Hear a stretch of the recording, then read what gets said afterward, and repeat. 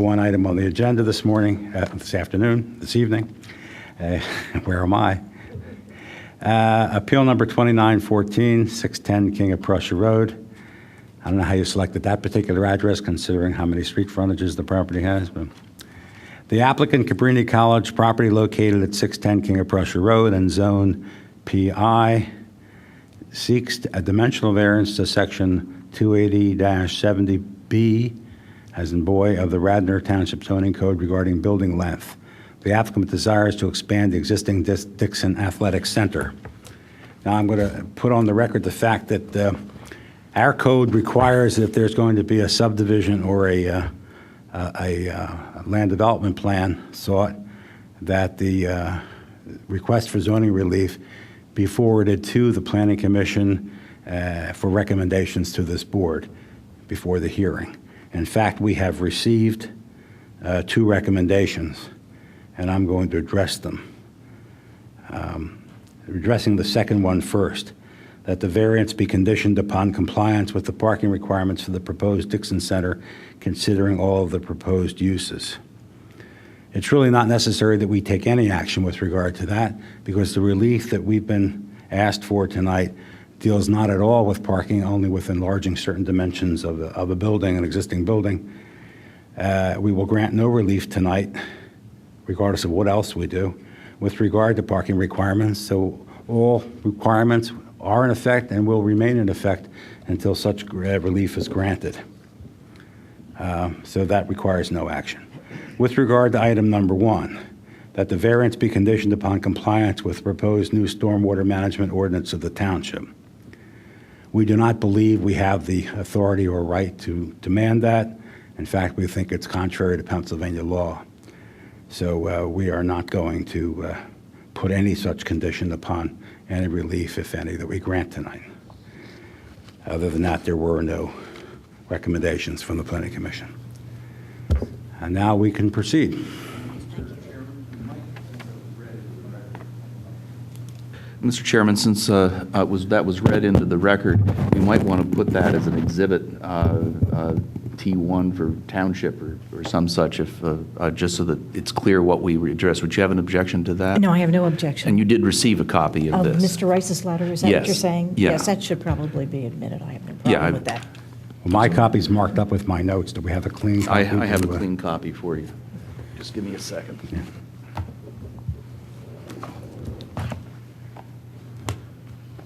Is it all right if we proceed, John? Oh, absolutely. Okay, good evening, all. Joanne C. Meister from Montgomery McCracken, representing Cabrini College.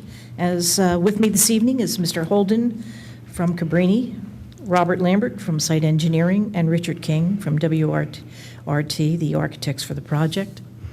Preliminary approval of Cabrini's land development plan was granted in January of 2013, and that plan did include some renovations to Dixon. However, since that time, Cabrini has determined that alternate renovations to Dixon are appropriate, given that the student sports-related and athletic programs have outgrown the facility. While there hasn't been an increase of enrollment, rather the students' use and the neighbors' use, the public's use of the facility has increased. As an example of the increased use, the programs now include a fitness wellness component, which draw more students and public to use the facility, necessitating the need for more locker space, more locker rooms, storage rooms, and the like. At this time, I'd like to introduce Mr. Holden. Well, I'd like to ask a couple of background certainly. questions first. Sure. Because there was a little bit of confusion, at least in my mind, based upon the materials that were furnished. I saw a recommendation from Gilmore & Associates. Actually, it was a plan review letter, and I think that was incorporated as Exhibit A in the preliminary land development approval that the township That's correct. It was attached Gave to the last- resolutions that approved a Right. preliminary plan. And there are some things in here that raised some questions with me. So let me just ask you a couple of these questions, and maybe we can dispose of them easily. This talks about a new campus center building, which was to be built on the current Dixon Center parking lot. Is that still in the works, or is that? Oh, sure. That's part of our preliminary plan, and we're going for final approval. Well, yes. with your application, you filed 2 plans. And one of these plans is called Overall Proposed Site Improvements. Yes. And this plan that was filed shows the only modification to that parking lot being the elimination of a few spaces to put a new walkway to the new entrance, and the addition of spaces to replace them around toward the other side of the building. Right. It shows the parking lot intact. Mr. Lambert, would you like to address that with respect to this? I mean, we're trying to get an idea of the context in which you're asking for this relief. Mr. Strauss, swear who you are first? Yes. You do solemnly swear or affirm this testimony you're about to give will be the truth, the whole truth, nothing but the truth. I do. And state your full name for the record, please. Rob Lambert. Mr. Chairman, before we get too far, we might want to label the exhibits we have right now, if this is an appropriate time. Okay. Did you have anything already labeled and tabled out? I don't want to interfere We haven't with- pre-labeled anything. We left it blank, and I'll just mark it as we What's the- enter. Okay. Well, Well, the- do we want to put the application in? And I would put the application in, which includes the memorandum of lease, as A1. Council, at my request, also has submitted a consent letter from the landlord, and it's dated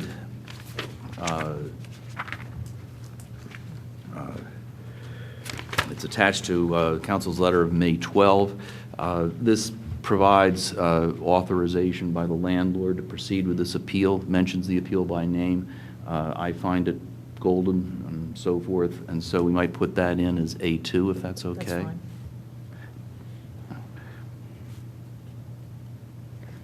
Okay. We have these two plans, and a zoning relief plan and the proposed site improvement plan. Why don't we do the zoning relief plan as A3? And the overall proposed site improvements is A4.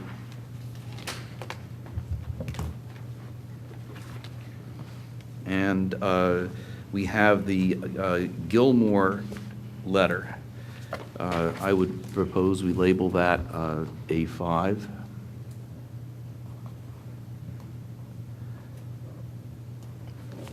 We do not need to separately label the preliminary approval of the commissioners, because that's already a part of T1. And then your memo of law, should we label that A6? 6, And am I missing anything? Well, to the extent there's the Gilmore letter, I don't have any objection to that, but it was appended to the resolutions that approve the preliminary plan. Maybe we do both of those together? Do you have a copy of that? Well, I have the resolution, which says Exhibit A, and it does mention this letter. I just put that in as T1 because that's what the township sent me. Oh, fine, that's fine. It's submitted, it's just. Oh, it's in different- T1. okay, All T1. that stuff is Okay, in T1. fine. So the Gilmore letter, that doesn't necessarily have to be A5, it's part of T1? The Gilmore letter is actually going to be A5 because I got it from a different, I got it from council rather than from the township. The township resolution references a Gilmore letter of this date, but my copy didn't, that was forwarded by the township, did not include that. Right, we submitted it in the context of the consent. Yes, that's correct. Because it spoke specifically to the renovations to the Dixon Athletic Center. Yes. maybe before you address the first issue, let me just run down a few of them, because you may want to address them together. Some of them relate to the same thing. Another point on there, on this letter, and I'm reading from the overview section on page 2 of the Gilmore letter. It talks about a new roadway that will be built that bypasses the center of campus. The west parking lot will be reduced to build this roadway. Maybe before we go through all those, maybe I give a brief explanation. It might actually answer all the questions. Well, my other one is just the parking structure. Is reference to also supposedly on this Dixon Center parking lot. Okay. Okay. The Gilmore letter referred to a different application. It was an application for a preliminary plan for many improvements across the entire campus. Those improvements included parking structures, a new driveway, a student center, the addition to Dixon Center, modifications to parking and walkways, and lots of things across campus, which were all in compliance with the code. The college has decided to move forward is the first part of that, moving it to final plan, was the Dixon Center.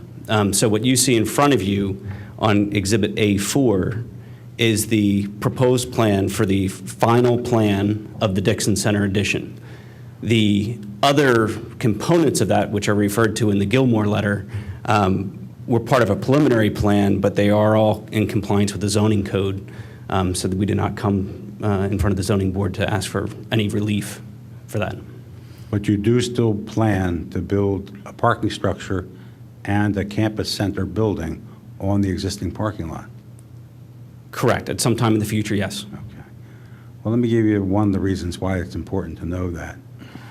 What we typically do in a case like this, if we were to grant relief, is first of all, we would limit relief very specifically.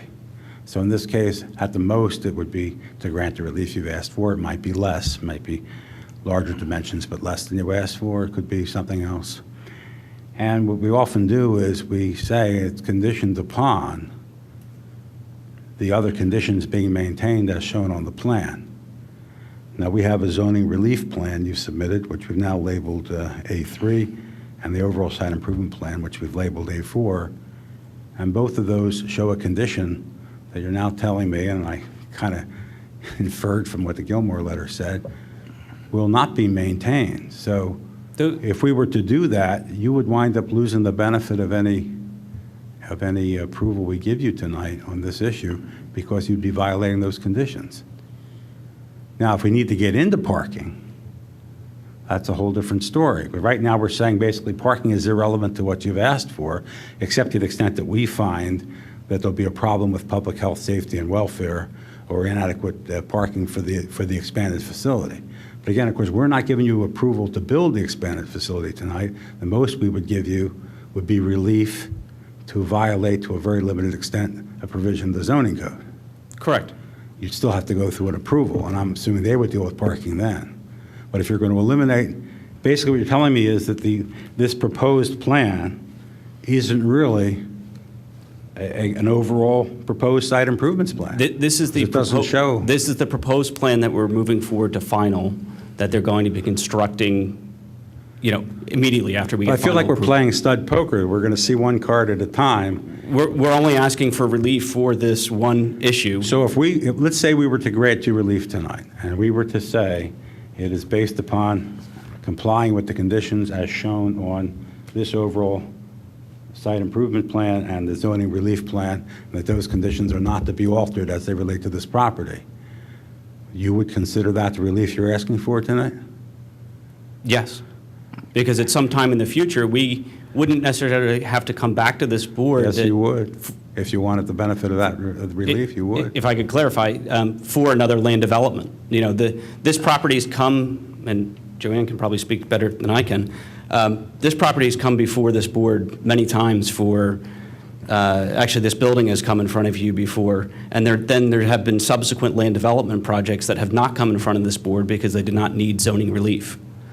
And those have... You won't have zoning relief. If we give it to you conditioned upon A and B, and you subsequently decide to change A and B, your zoning relief will lapse. We're asking for zoning relief for a building length issue, right?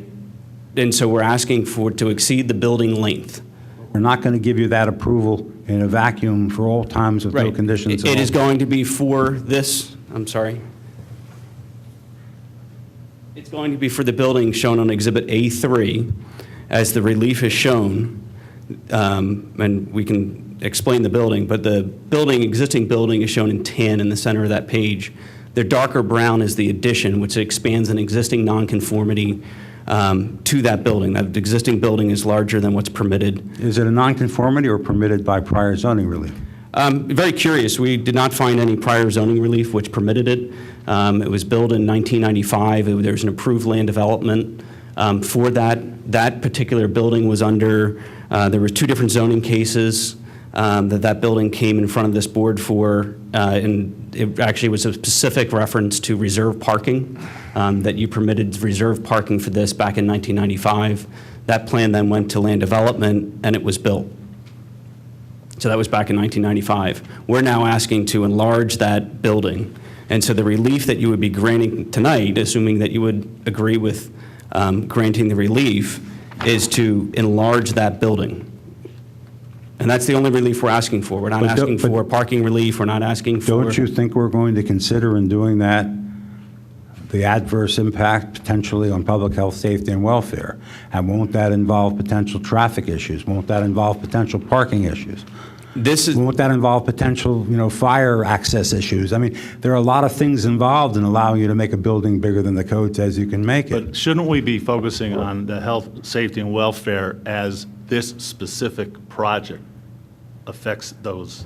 But what I'm saying is, yes, but if we conditioned it the way we always do with something like this and the way we should, But- and then they change the condition, they're going to need to come back here to have us waive the condition or grant modified relief. But they're asking for relief on step A, and if step B they can do by right, they don't need our permission. Let's just assume that's the case. This will change that. By putting a condition on it, it will change their by right ability to do It it. depends on what, doesn't it depend on what the change is? If we put 6 conditions specifically into a decision, and I'm coming up with that totally out of thin air, then they have to agree, they have to observe those conditions. Otherwise, they're able to, then that's the condition upon which the variance is granted. If they want to do something else later on that complies with the ordinances as they exist now or as they may exist in the future, they are free to do so. But I see two pieces of it. One is that to the extent a condition is imposed that relates to this relief, they have to observe it. And secondly, there's no relief with respect to anything that is not before us tonight, which is just the building length. That's all that was advertised. So if we were to go into parking, and I think there may be a reference in the Gilmore letter to parking stalls being a little smaller and needing a subdivision waiver, well, the stall size is also a zoning requirement. We can't give you anything at all on parking, and that includes any sort of, well, you've got this, so we're sort of halfway to an approval on the other. Every single application that comes before us comes as a brand-new application, and there's no precedential value or, favoritism toward a future approval by the granting of this approval. So that's something that we, I think needs to be. But, again, to the extent we put a condition specifically on this variance, the change can't be made. But I am trying to warn you that what you ask for may not ultimately be what you're going to want. Because we have to deal with the conditions as put forth in front of us and as we're going to condition the approval. I don't know if you want to caucus about that and think about that for a few minutes, or if you want to proceed. I don't know if we've made a decision that we're putting any conditions on. No, but I'm just saying that it would not be unusual for us to do that. Okay. And they need to be aware of that fact. Mr. Cutler, we would like to proceed. Okay. To the extent there are conditions, we'll deal with them Okay. when they're put on at this point. Okay, may I call Mr. Holden, please? Would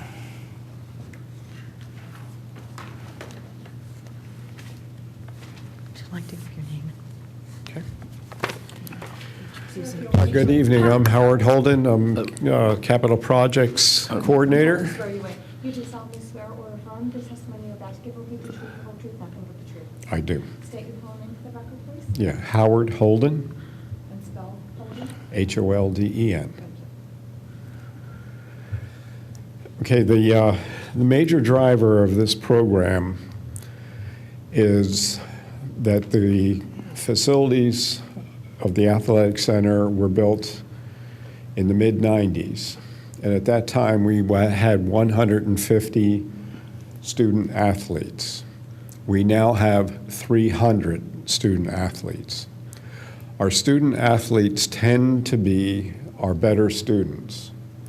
They're a better draw, they have great retention basis, and from a promotional point of view of the college, they're very important.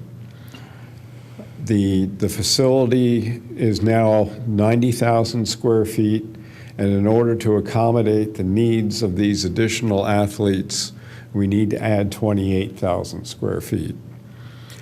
Those 28,000 square feet are not luxury items. They're primarily locker rooms, bathrooms, shower rooms. And the negative part that we're feeling right now in operating the college is that some competing teams do not want to come to Cabrini College because we don't have adequate facilities. When we built this facility, we were leading edge. And now other facilities are looking leading edge. And as you all well know, the whole athletic mindset of this society is significant since the mid-90s. You know, many more kids are growing up with soccer and softball and Little League, and it carries on as they get older. And it carries on into their academic higher education environment. So that's the reason we're coming before you and asking for the relief of the length of this building. Mr. Holden, would you anticipate that that this expansion, if approved, would materially increase the number of athletic competitions which attract spectators? I'm trying to get a sense of, you're talking about visitors coming. So you're talking about increasing the number of events that you're holding there, but I don't know your athletic program well enough to have a sense of, you have spectators come, many spectators come, you anticipate a difference in the number of spectators coming? Not really. A lot of the spectators, quote unquote, I mean, these schools are coming from afar. They're coming from Scranton, they're coming from Bradford, Pennsylvania. They're not bringing audiences, they're bringing athletes. And for those schools to say, you know, we can't come and compete in your facility because you don't have adequate locker rooms, you know, shower rooms, that is the issue we're trying to get over. It's not necessarily, you know, great audiences of parents or whatever. It's just busloads of athletes that are trying to come to our campus. I'd like to ask you the interior competitions. Right now, are they only in the gymnasium? I'm familiar with the building. Okay, good. Are they only in the gymnasium, or are there other places like a wrestling room or something like that? No, we don't have wrestling program. You know, we do have the gymnasium itself, and we have a turf field to the west side of. Yeah, well, I'm only talking about the interior now. Okay, just the So interior. it's just the gymnasium is what's being used now. The gymnasium is the major, major draw. There's about 2,000 seats in that facility. And I'll let Rob Lambert address that later because we have adequate parking for that. What we're proposing to build has no parking agenda to it. What we're trying to build. I didn't ask that question. I just need to know, are competitions held, athletic competitions held, only those in the building? I'm not talking about fields. Okay. Just in the gymnasium now, or are there other indoor venues in this building? Okay. for Yeah, there are competition? other indoor venues. We have the health and wellness issues that are now. But there's no competition there. There's no not a team. competition, no. But we have, girls. Is there a pool or a swimming? Right. There's a men's and women's swimming team now that we didn't used to have. There's girls volleyball that we didn't used to have. I mean, there are other competitions that are taking place in that building that are adding stress. But is that other than in the gymnasium? No, that's just Okay, the I'm going gymnasium somewhere and with the the pool. question. Because are you going to add any new competition spaces to the building? And you're talking Not about to the locker building, rooms and all? no. No new competition spaces, okay. And are you going to increase the seating capacity of the gymnasium? No. For events? Okay, thanks. Any other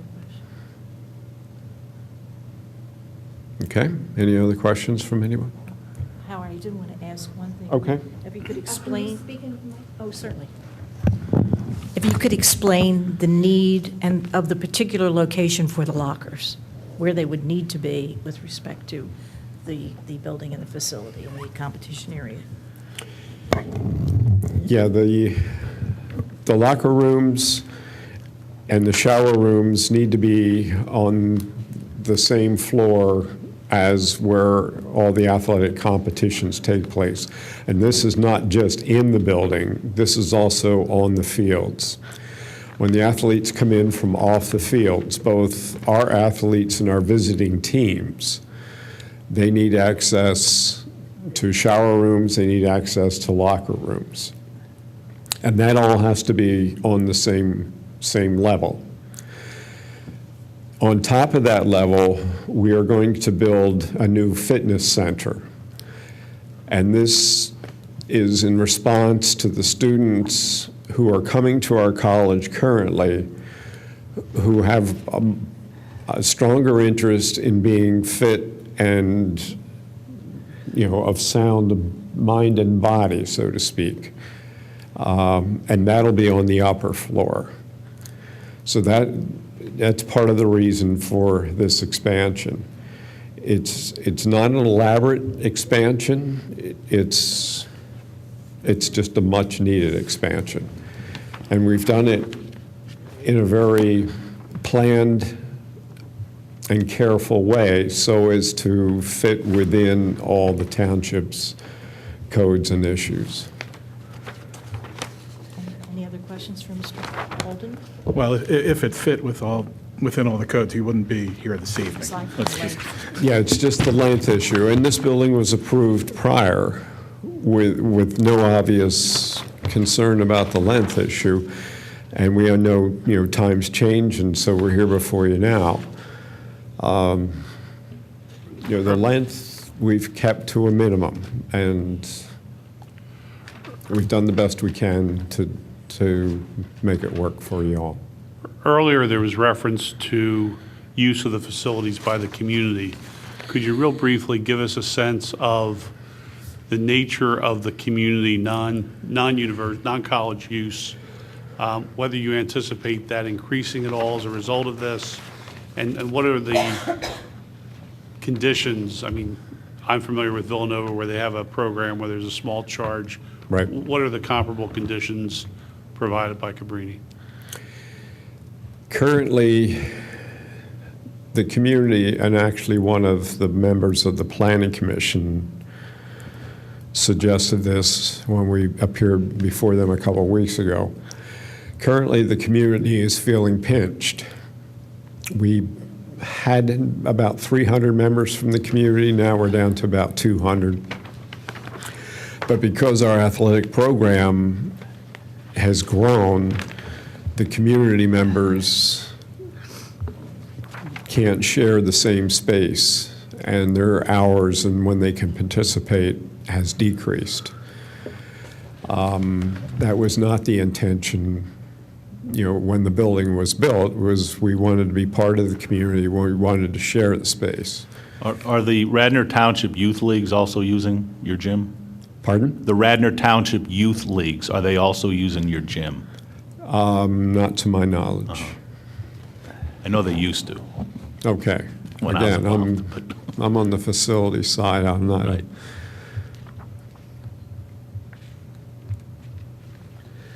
So again, as to the community, there's a membership that needs to be acquired and you control Yes. it that way? Yes. And do you know what the annual charge is for the membership? I think it's about $250, $300. Thank you. Yeah, it was a bit more than that, and then the second member of the same family would be a little less. Now they've reduced it, effective it's either June 1 or July 1, I think, because the hours are curtailed. You'll only be able to use it up until, I think, noon time, and then certain other hours, but you won't be able to go in there like at 3 or 4 in the afternoon or 5 in the afternoon anymore. So they've reduced the fee, but it's still significantly more than Villanova. I think Villanova only charges township residents like $25, something like that. And is the hope that the periods of access will be able to be expanded if this development were to occur? Yes. Thank you. Well, Mr. Chairman, maybe I'm missing something, but where are the dimensions on the plan? We're going to get to that with our next witness, please. Okay, yeah, we need to know what the dimensions are. Anything else from Mr. Holden? Please use the, if you can't get to that mic, please use the handheld. There's another one here if you need one. Any other questions for Mr. Holden?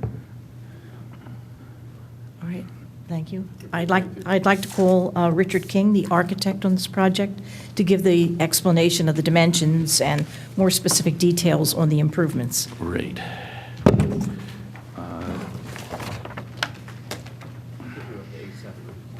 Yes, and A8.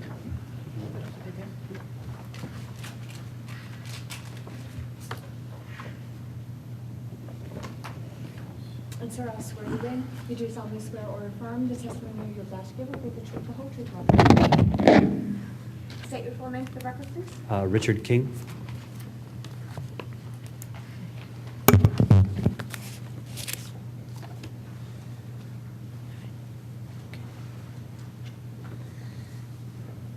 Ready? Okay.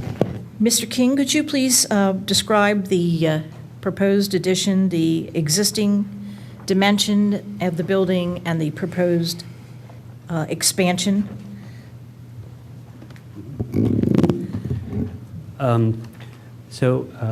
Just looking at the Exhibit A3, you can see the light-colored rectangle, at the center, the original building, the existing building as it stands now.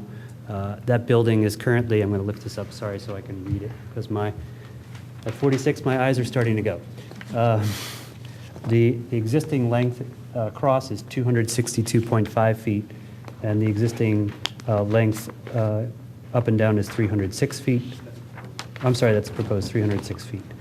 I don't see, there it is. Apologize, gentlemen. I'll start over. The existing building is 210.5 feet wide, and that's being increased to 262.5 feet. So that's an increase of 52.5 feet.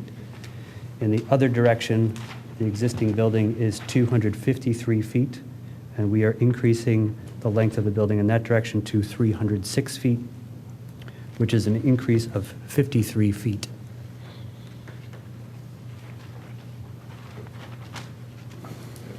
Okay.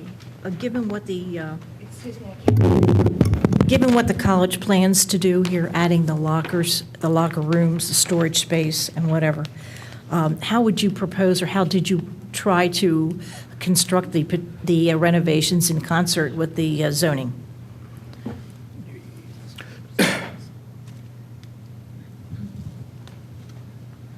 So I'm going to put an existing drawing up for everyone to see. This is A7, or 2 plans. On the left side of the plan is the first floor, the ground level of the building. On the right side is the second floor. You can see in the existing building, just to give you some orientation, the green area to the north is the gymnasium. The light blue area to the south is the natatorium. The orange area here and the yellow is lockers and existing training room, which obviously need to be together. You'll see in the right corner of the plan in purple are office spaces, and you'll see the orange here. Just below the gymnasium are some existing squash courts. So the challenge that we were faced with, given the increases in student athletes, which were essentially doubled from 150 to 300 student athletes, as well as an increase in intramurals when the building was built. There were very few intramurals, if any. There are now 200 intramural athletes at the school. That there was a real challenge with only 150 existing lockers for them to continually juggle all the teams and all the intramural athletes that were going through this space. And so they really needed to add lockers, which is the primary driver of us increasing the size of the building. And so we needed to find a way to put the lockers in an appropriate proximity to, first and foremost, the gymnasium, which is the primary space that's being used. We would be shifting the lockers that are adjacent to the pool to more of a pool-focused function. They'll still be able to use them for intramurals, but they would mostly be used for the aquatics. So we had to find a way to put them in an appropriate proximity. So this is drawing A8, which shows the proposed plans. Now these plans, obviously we're in land development. There'll be some massaging of them as we get into more detail in the interior, but the basic layout and footprint is about right.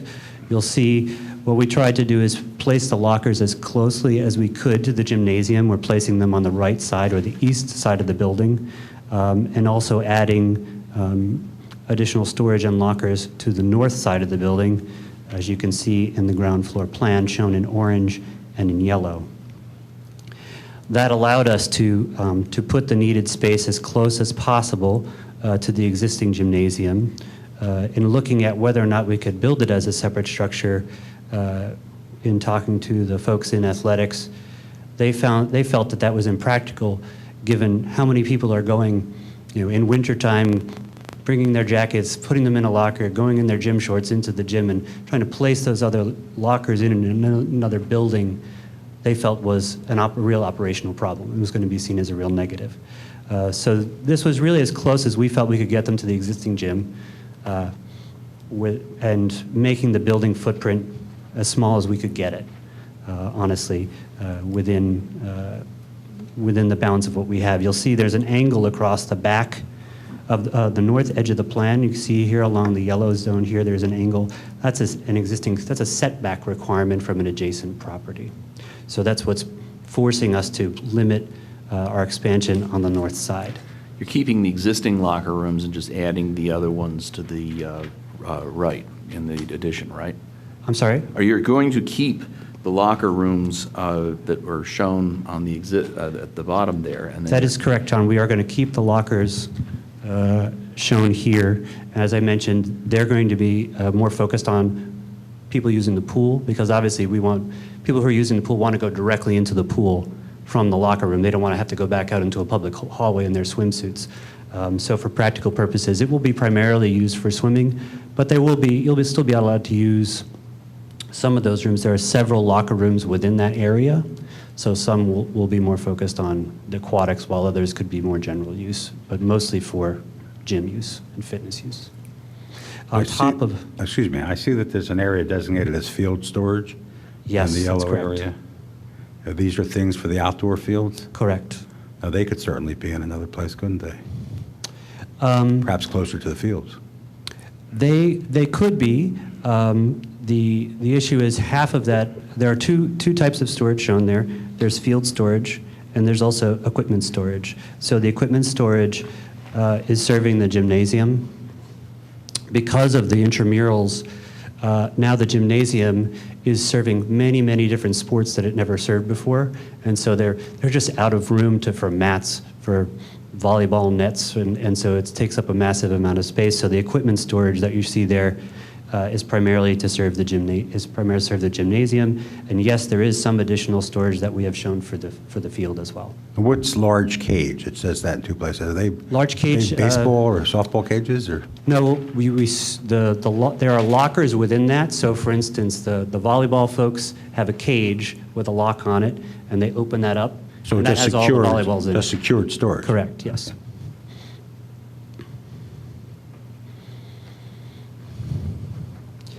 The other part of the plan that I wanted to mention, you'll see on the upper level floor of the plan, there's the dark purple, that is new fitness space. And you'll see just below the gymnasium in the light purple, across the plan east-west, is additional fitness space that's part of the existing building. So in adding the fitness space, it's an expansion of their existing fitness space that's on the second floor, and so we wanted to keep those contiguous. We looked at putting the fitness on the ground level adjacent to the lockers, but felt that from 2 points of view it was important to move it up and stack it. One, because Obviously, we understand and recognize the length issue of the building and trying to minimize that as much as possible, so we didn't want to make the building even longer. And two, we wanted it to be proximate to all the other fitness space because over time, fitness changes quite a bit, right? This year, there's a need for certain types of machines, and those trend. And so having flexibility about where they're placed and organized is important, and having them in proximity to each other is important, so we wanted to keep that all together.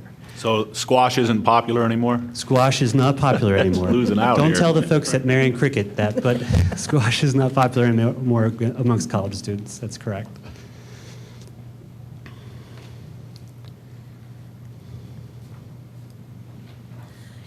Richard, did you find that this is the minimum amount of ground disturbance and expansion that would meet the needs for Cabrini with respect to the lockers and the locker rooms and so forth? Well, you know, we had an interesting meeting today with the folks at Cabrini, and the athletics group really thinks they need more lockers. So there's a good chance that by the time we're done, the storage space that's shown across the north edge of the building in yellow may be turned into lockers as we move forward, because they're going to have to make a choice about whether they want storage or they want lockers. So it's possible that area may actually turn into more lockers, because there's some debates about what we've developed, which is a flexible locker scenario. The long piece that's adjacent to the gym on the east side is a flexible locker scenario that's in modules to allow different sized teams to be in those locker rooms, and they're modules so that if you have a small team, they can take one module, and if they have a bigger team, they can take two. So it adds flex so that they can circulate all the teams through the different lockers, which is a real juggling act. You should see the matrix that's required for them to only use this many lockers for all the different teams. So it's a real operational management time issue for them.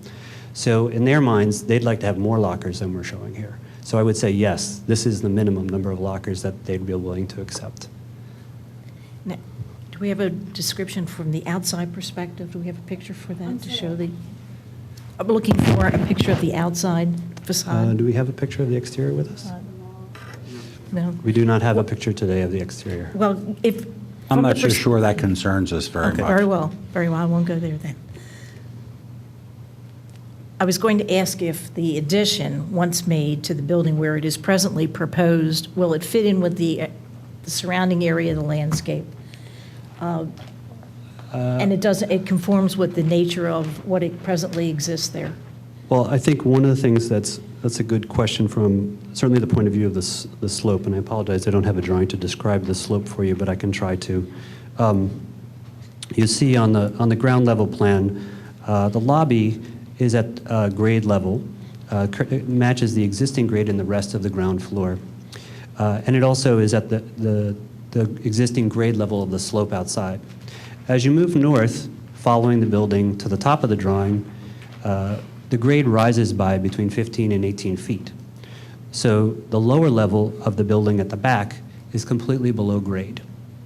So really the whole area at the back where you see lockers and storage is completely below grade. Now, as you move further west across the back of the gymnasium toward the yellow portion of the drawing, then that starts to be, the slope starts to drop again, and that becomes above grade. But a large portion of the building at the lower level on the north end would be below grade, reducing its scale on the site, which we really like. And so we're trying to stitch it into the ground and nest it in to reduce its visual impact and mass impact on the campus.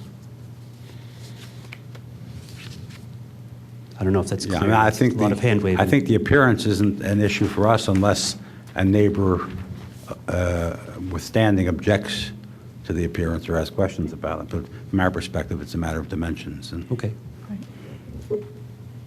Any other questions? Do we have any questions for me or for the engineer, more specific with respect to the project? I do have one other question. It relates to the size of the lobby. Is that strictly functional, the shape of that lobby, or are there some architectural features that you're going for in addition? Because, you know, the larger the lobby, the more the extension of the nonconformity. And I'm just trying to get a sense of Understood. what's happening with the lobby. We had received this question also today from the athletics directors who wanted more lockers because they were thinking, hey, that lobby's too big. So one of the challenges we're faced with this building is that if you look at the ground level plan, you'll see that just below the gymnasium in gray, there's a corridor across that whole length. And below that, closer to here, to the entrance, which is kind of in the middle of the plan, you'll see there's another corridor. Those corridors are both part of the egress system for that building now. And in order for us to continue making the egress work, we have to make sure that the building is at least that long. And so the addition had to address both corridors in order for us to make the egress work.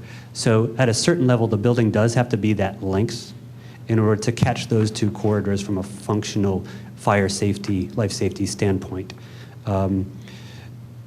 But there is a possibility of more lockers, so we're going to address that with the folks in the athletic department. But it's your testimony that the only relief you need is that, where did the little section go? Is the building length requirement of 280-70B? That's everything else complies with zoning? That's correct. That is our understanding. That is our belief, yes. Yes. Okay, because if relief is granted at all, it will be limited to that provision, and if there are parking issues or other issues, that's totally outside the scope of what we're talking. It's not before the board. Right. Understood. Okay, at this point, then, I'd like to request that you grant our request for variance, the dimensional variance, given the unique physical characteristics of the building and its use for academic programs, competitions, and for financial efficiency. We request that we be granted the extension of the length of the building. Further, it fits in with the scheme of the campus. It's not visible, really, from any of the streets that surround it. And it is not injurious to the health, safety, and welfare of the community. And we feel it fits in with the characteristics of the neighborhood in general. And so we request the relief be granted. I have some questions. Are there presently tournaments held in this facility? I'll have to ask Mr. I don't Holden. know would who you to be able address it address to. that?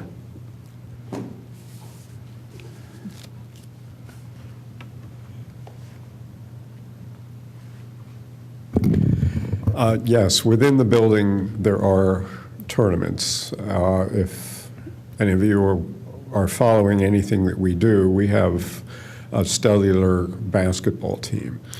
So yes, there are some tournaments held in the building. Now, will the number of those tournaments or the attendance be rising as a result of this expansion? No. That's not likely to change. All this expansion is doing is meeting the needs of the athletes that produce those tournaments. Now, in this facility, you have the gymnasium, and I know there are a number of things that go on in that gymnasium that don't necessarily directly relate to athletics. Correct. You're probably having your graduation ceremonies there, if not No, outdoors. our graduation ceremonies are held outside, and But there's there are a things like the fashion, there's a fashion show at least once a year. Yeah, the occasionally we have Student functions. Yeah, some student speeches, functions. alumni functions, things like that. Is any of that likely to change significantly? No. As a result of this? Okay. No. And we're not increasing the number of rooms or the spaces used for those kinds of public gatherings? No. Again, a concern for parking, traffic, Understood. things like that. That's, Yep. thank you. Is there anyone in the audience that wishes to be heard with regard to this? Are you here for that reason? No? So I'm clear in my mind, your position on hardship is what?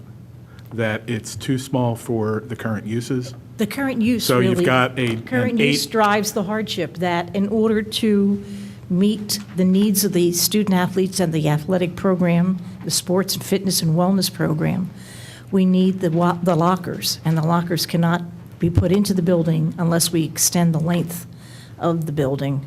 And the code, I think, limits it at 160, and quite frankly, for an athletic facility, this is institutional zoning, for an athletic facility, 160 is really a very small length of a building that would have a competition pool and a gymnasium and the like.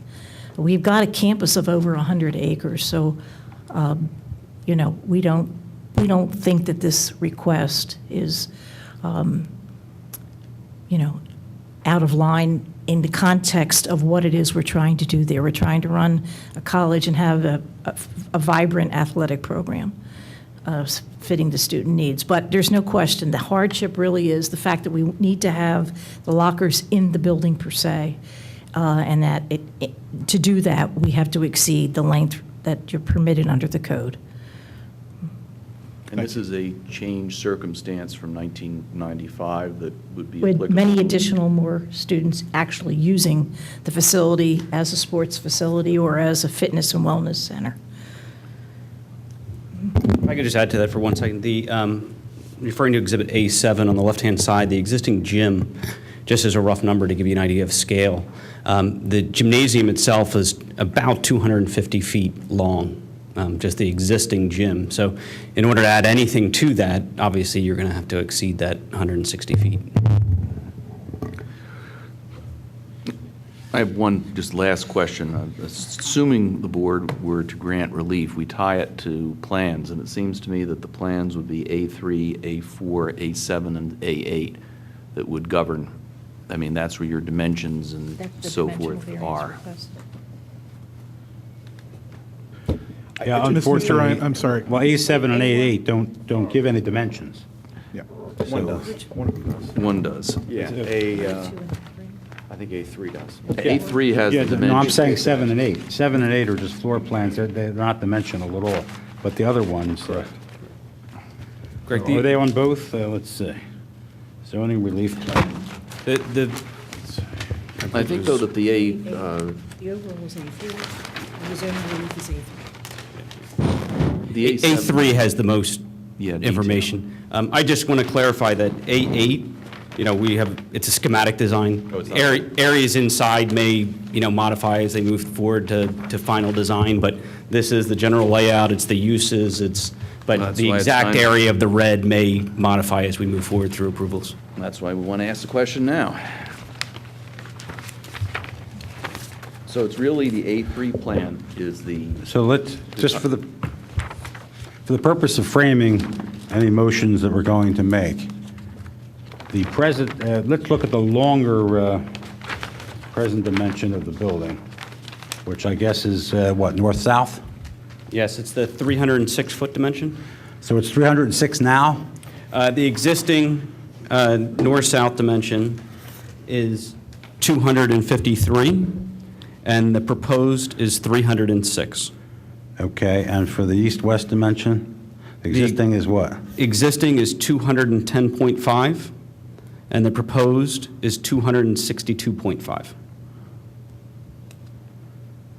Okay. And that's as shown on Exhibit A3. so Exhibit A3 is the operative plan. Right. On the dimensions are shown on the building in the center of Exhibit A3.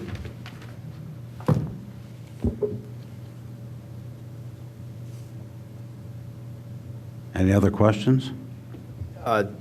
Just one. I mean, with the zoning ordinance being 160, I mean, I could see how the township was contemplating multiple buildings. There's no one says that you have to have a gymnasium and a pool in the same building, nor office facilities or a fitness center. I mean, many institutions, I'm sure, have those separated, so you keep the guys from working out from the people from the pool. And so I'll make an outlandish thing.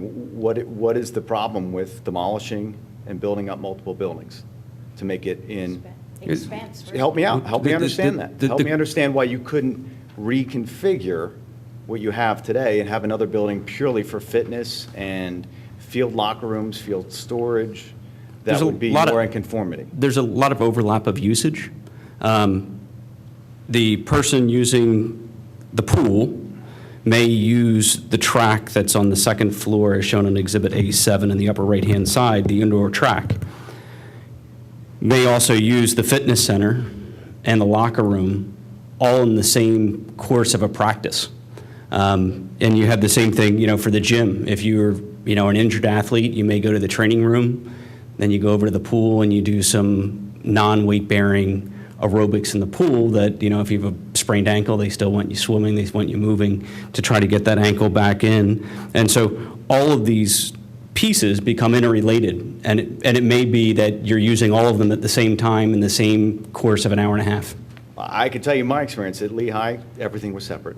I had to Well, that's walk- not uncommon. And it's not uncommon for that to happen, But the so- problem is, they already have a pool and a gymnasium in the same building. Either one of those would be very expensive to knock down and rebuild somewhere else. My experience at That's Notre the Dame, problem. I was a varsity athlete at Notre Dame, so I have a lot of experience with the swimming pool, going to the training room, going to the weight room, going to all these different things, and it was all in the same building that we would go around inside that building, go back and forth. So it's not uncommon, you know, it may be in your experience they were separate buildings, but it's not uncommon to have them all in one complex. Yeah, the fact that this is smack in the middle of a township, community, Well, I think may be the issue. This board has granted relief, this specific relief in, and I can pull out the case if you wanted, the Villanova Pavilion, they granted this relief directly for that. That's really not relevant.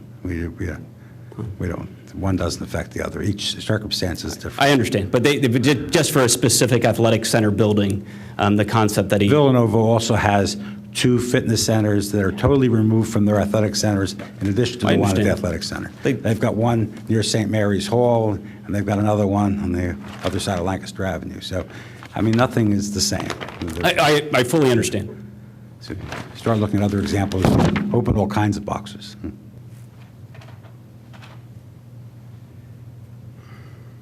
Are there any other questions? If not, I'll entertain a motion. We actually have to move the exhibits to be part of the record?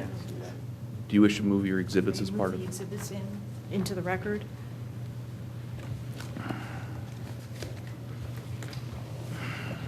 We have-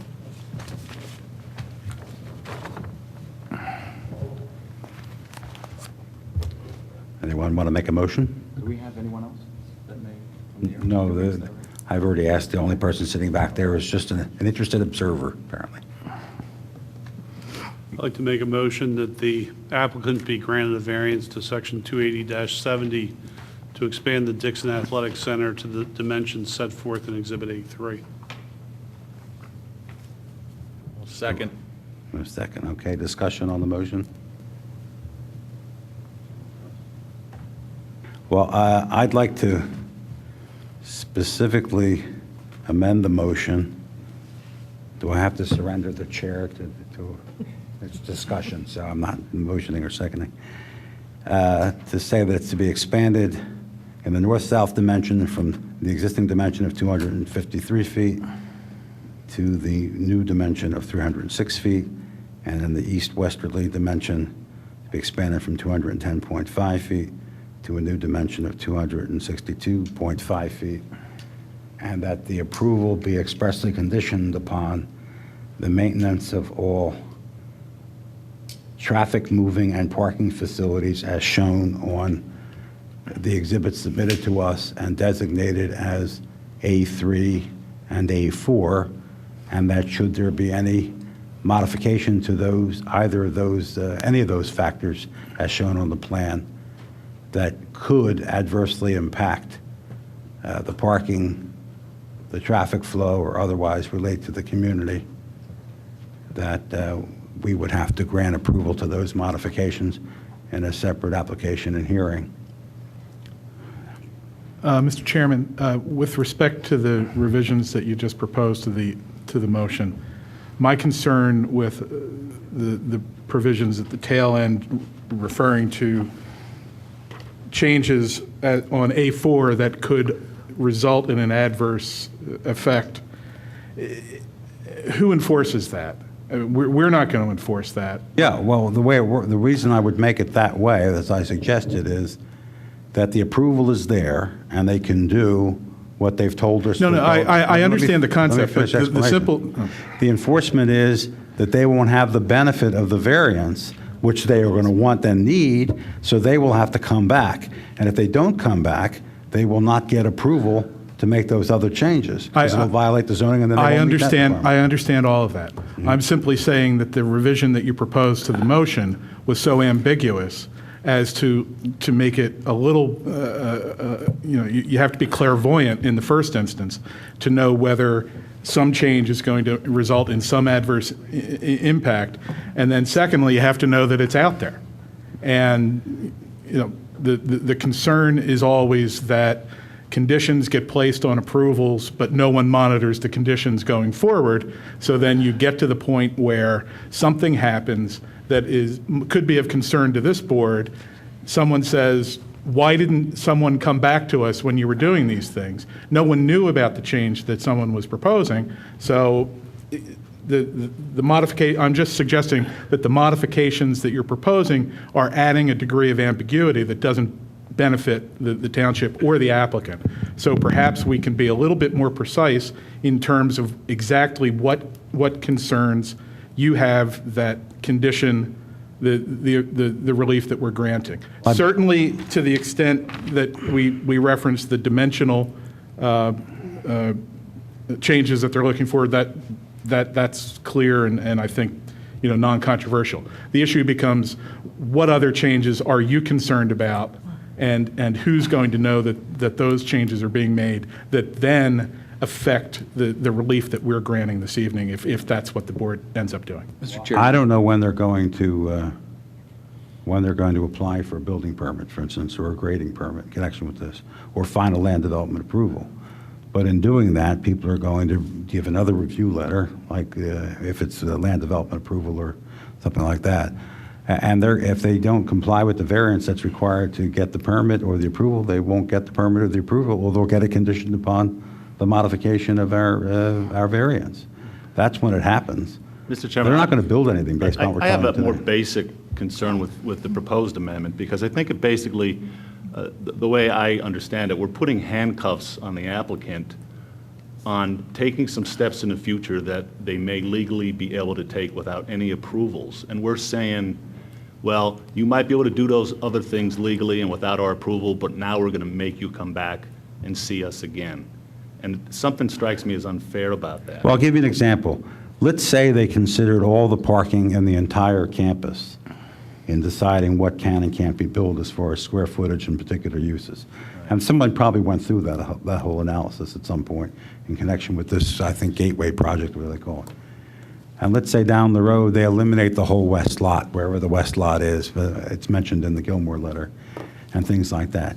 That may very well affect whether a building of this size for these purposes would be appropriate or not. Well, And we might, I guess if we knew today that there were inadequate parking, My would we guess grant is this they variance? wouldn't be legally Would we allowed grant to do it? that without our approval. But Mr. Chairman, one of the things also is, you keep in mind, I'm going to, unless the board instructs me otherwise, I'm going to write a very specific, assuming you approve it and don't instruct me otherwise, a very specific order that only grants relief from this one provision. If it turns out they need a parking variance or any other kind of variance, they haven't got it. They get nothing under any code, other code provisions. They don't get nothing under saldo, only this one variance. We don't enforce the code, and I guess I'm a little concerned of if the ordinance would be liberalized in their favor in the future and require less parking or smaller stalls or something, they should be entitled to do that. Whether the ordinance was proper, was a good idea or not, that's for the commissioners. But in my view, I think we adequately protect what we're supposed to do by just saying this is all you get. And I think we've also made it quite clear that if they come back in stages, this doesn't get them, any approval you grant tonight doesn't get them a millimeter closer to an approval on some future project. There's zero. But there's an ambiguity created by the applicant and in the record now. The applicant has submitted something called zoning relief plan. The applicant has submitted something called, where is the overall proposed site improvements. And yet other things that are in the record and have been submitted show that these are not the overall site improvements. That in fact there are now in present contemplation things that will change, the improvements that affect this very building and the use of it. Well, and they the flow of traffic. they could change, but the order is going to make it real clear that they don't get any approvals. I mean, I guess I'm a little bit concerned that just as we should not be considering what the commissioners may do in imposing that requirement on them as was requested by the Planning Commission, I don't think we should, intrude ourselves into the legislative process. I mean, again, the township has to enforce this, and it all comes back to the township. I personally think that I can write a very tight decision for the board to consider that protects the board. I mean, again, I've been very concerned, and that this is only the first step, and that's fine if we understand that this first step is as far as it goes, and there's no equity for going forward, there's no precedent for something else. If it turns out that they need a different item of relief that's been overlooked somehow, we haven't done that yet. So, I mean, I think that the dimensions are fine and they're on the plan, but I submit that I can draft an order that cuts it off there and gives them nothing more. The order would refer specifically to these two plans, and Just the only thing we're granting is the building only, as shown on The zoning A3 plan. or 4. A3. Yeah, A3, the one with the dimension. That's it. They get nothing else. well, And they only get that one Yeah. quantum of relief. If it turns out the building needs something else, like a height variance, and it's not there. They haven't got it. And, the order would say, no other provision of the zoning code. Well, you could refer to both A3 and A4. If you want it, if you think that's appropriate. But the point is, we can craft an order Right. that says you only get this relief. If you want something in the future, you get nothing. If you've overlooked something, you get nothing. And it's for that relief by those dimensions as shown on these plans. Absolutely. Mr. And I Chairman, amend my suggested amendment to increase, to show the increase in the two dimensions, and I'm trying to agree with you. Don't make it hard for me. And to specifically refer to the limitation, the very specific nature of the relief, and refer to the relief as shown on what we have labeled A3 and A4, those two plans.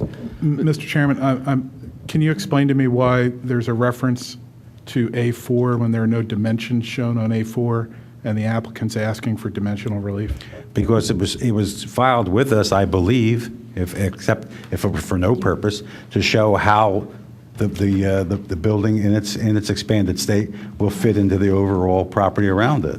The campus, the overall campus. It shows Yeah, you what the other purpose did it perspective serve of the then? campus. So it has a purpose, and it was used as a part of the application, and it's part of the evidence, and that's the way they're representing it will be, so shouldn't it be that way? Well, the intent of that, what's the intent of that? Again, getting back to my point, if they put a... But if they decide to expand that they dimension by tear going down the other entire way, campus because they're allowed to. no, we're not talking about outside this Somehow they have to improvement. come back to us now? What- Because it's not in accordance with... What if A4? instead of expanding it to the right, they expand it to the left, but still these dimensions? Or expanding it up, they expand it down? They're supposed to do what's shown on these plans. Well, referring to A3 gets you where you want to be, without reference to A4. Does that integrate well enough with the rest of what's around it? We have no objection to limiting it to A3, if that gives you more comfort. This is not a shock. Mr. Chairman, could you read back those dimensions, because I didn't get them all down? The north-south dimension, I'm sure that's roughly north-south, goes from 353 feet to 253 feet to 306 feet. Is any points on that, or just even feet? There are no points there. Okay. And the east-west dimension goes from 210.5 Yep, to 262.5, okay. as and where shown on, I guess we're saying it's on A3. Anybody want to make any further suggestions to the amended motion? No. Well, we'll vote on the motion. Do you understand the motion, John, right? Yes, I understand the Okay. motion. Take a vote on the Do we need motion to as so second the amended. amendment? We should. I'll second the amendment. To the amendment. I'm not sure you have to do that. Yeah, I don't think the First Amendment was ever seconded. Yeah, It was. It was. It was. No, yes. not the First Amendment. The motion itself was The seconded. First Amendment was not. That Which is led to correct. discussion, which led to the amendment. Okay, all in favor of the motion as so amended, say aye. Aye. Aye. Anyone opposed? No, the relief is granted on those conditions. Thank you very much. And the meeting is adjourned. We will be back for our June meeting on the third Thursday of June.